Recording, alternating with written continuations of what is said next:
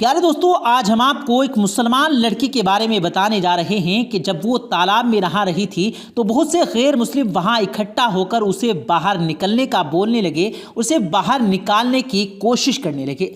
लेकिन उसके बाद ऐसा हुआ कि सब के सब मुसलमान हो गए। प्यारे दोस्तों, ऐसा क्या हुआ था कि वो सब लोग मुसलमान हो गए, आगे हम आपको इस वीडियो में बताएंगे। लेकिन आपने इससे पहले इस वीडियो को लाइक नहीं किया है दोस्तों, तो लाइक कर लीजिए और साथ में अपने दोस्तों के साथ शेयर भी कर लीजिए ताकि तमाम लोगों तक ये वीडियो पहुंच सके। और आप अगर हमारे चैनल पर पहली बार आए हैं तो हमारे चैनल को सब्सक्राइब करके बेल आइकन पर जरूर क्लिक कर दें। प्यारे दोस्तों, कई साल पहले की बात है, एक राजा अपने सिपाहियों के साथ कहीं जा रहा था। वो राजा मुसलमान नहीं था। उस वक्त बड़ी गर्मी थी और गर्मी की वजह से उसे नहाने की हाजत महसूस हुई, तो वो करीब के तालाब पर नहाने पहुंच गया। वहां जाकर क्या देखता है कि तालाब में पहले से ही कुछ लड़कियां नहा रही थी, क्योंकि वो तालाब लड़कियों के नहाने के लिए था।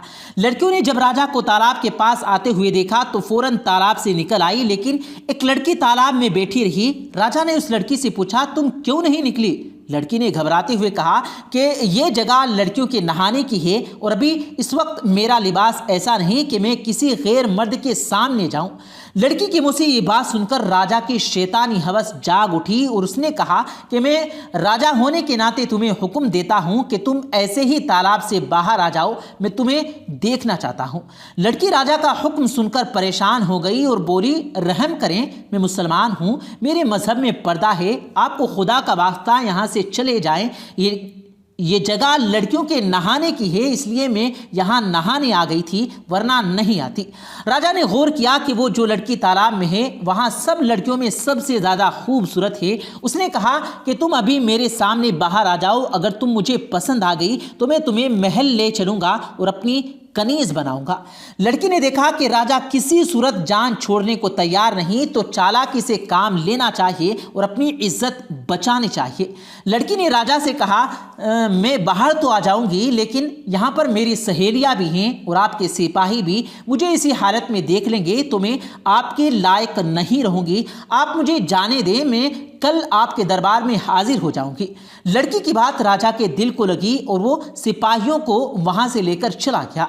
अगले दिन राजा ने बेताबी से उसका इंतजार किया, लेकिन वो लड़की दरबार में नहीं आई। तो जालिम राजा ने अपने सिपाहियों को भेजा कि उसके घर का पता करो और उसको मेरा पैगाम दो कि तुम्हें राजा के दरबार में आना है। सिपाही चले गए और वापस आकर बताया कि वो जो लड़की है वो मुसलमान सुनार की बेटी है, हम आपका पैगाम बाप बेटी तक पहुंचाए हैं, वो कल आपके पास आ जाएंगे।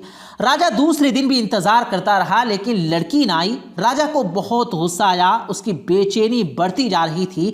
अगले दिन जालिम राजा ने सिपाहियों को हुक्म दिया कि जाओ इन दोनों बाप बेटी को गिरफ्तार करके मेरे सामने हाजिर कर दो। सिपाही फौरन रवाना हुए और वो सुनार के घर जा पहुंचे, मगर आगे दरवाजे पर ताला लगा हुआ था।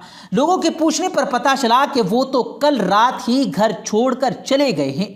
जब इस बात का इल्म जालिम राजा को हुआ तो वो गुस्से में पागल हो गया। उसने सिपाहियों को हर जगह दौड़ाया, मगर उस बाप का पता न चल सका।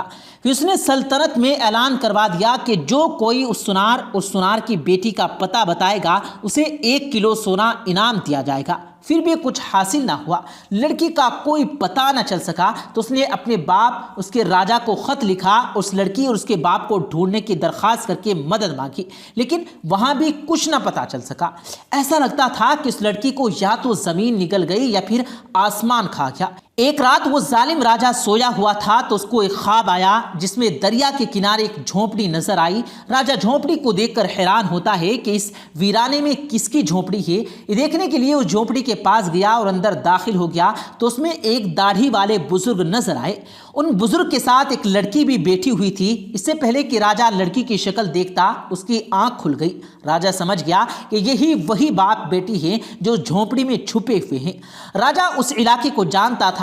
अगली सुबह उसने अपने सिपाहियों का दस्ता तैयार किया और सीधा दरिया के किनारे उस जगह पहुंच गया जो उसके ख्वाब में नजर आई थी। झोंपड़ी के पास पहुंचकर उसने अपने सिपाहियों को वहीं रुकने का हुक्म दिया। اور خود جھونپڑی کے اندر چلا گیا۔ وہاں جا کر کیا دیکھتا ہے کہ کمزور سی دکھنے والی بیمار لڑکی سو رہی ہے اور وہیں پر جائے نماز بیٹھ کر سفید داڑھی والا آدمی دعا کر رہا ہے کہ اے میرے پالنے والے رب، ہم کب تک ظالم راجا سے چھپتے رہیں گے جو چند لمحوں کی لطف کے لیے میری بچی، میری نادان بچی کی عزت خراب کرنا چاہتا ہے اور جہنم کی آگ خود پر واجب کرنا چاہتا ہے۔ یا اللہ تو اس کو ہدایت فرما، اس کے دل میں اپنی محبت پیدا کر دے، اس کے لوگ اس سے ڈر کر نہ رہیں بلکہ اس کے ہوتے ہوئے خود کو محفوظ جانیں، اس کو عزت لوٹنے والا نہیں بلکہ عزت بچانے والا کر دے۔ یا اللہ تیرے اختیار میں ہے، تو پوری کائنات کا مالک ہے، تو دلوں کو پھیرنا جانتا ہے۔ راجا سمجھ گیا کہ وہی لڑکی ہے جسے وہ تلاش کرتے ہوئے یہاں تک آ گیا، لیکن وہ کمزور اور بیمار نظر آ رہی تھی۔ اس کے باپ کے یہ الفاظ سن کر وہ راجا خود پر قابو نہ رکھ پایا، اس کے باپ کے پاس بیٹھ کر رو رو کر معافی مانگنے لگا کہ میری وجہ سے آپ پر اتنی مصیبتیں اور تکلیفیں آئیں، اب میری آنکھیں کھل گئی ہیں، مجھے معاف کر دیں۔ پھر بادشاہ نے ان دونوں کو پورے اعزاز و عزت کے ساتھ محل میں بلایا اور لڑکی کے باپ سے کہا کہ میں یہ اعلان کرتا ہوں کہ اللہ اور اس کے رسول پر ایمان لایا ہوں اور مسلمان ہوا، اور اب آپ اجازت دیں تو میں آپ کی بیٹی سے نکاح کر کے اسے اپنی بیوی بنانا چاہتا ہوں۔ باپ نے بیٹی کی رضامندی جان کر اس کی شادی اس بادشاہ سے کرا دی۔